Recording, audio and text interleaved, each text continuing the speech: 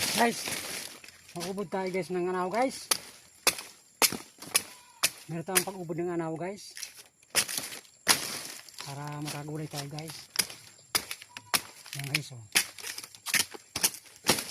Ganito lang siya guys. Sabi ng iba, ang hirap daw na mag-ubod ng anaw. Madali lang to guys.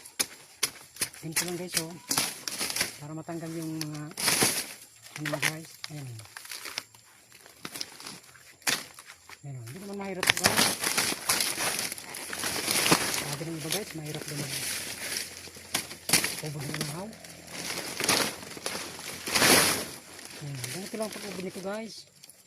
Ganyan mo lang siya. Tanggal ito guys. Ganyan guys. Nabalatan siya guys. Ganyan guys. Nabalatan siya. Ganyan lang siya guys. Ganyan guys oh. Dali dali. Nabalatan siya guys. Yan oh. Iway lang siya ng ganyan guys oh.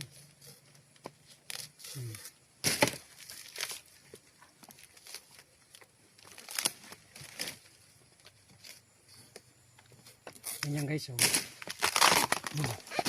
Nabalatan na siya. Ayan guys oh. Ayan na siya oh. Dalawang ubod guys ng anahaw. So dadala natin itong guys sa baba doon sa baryo namin para magulay.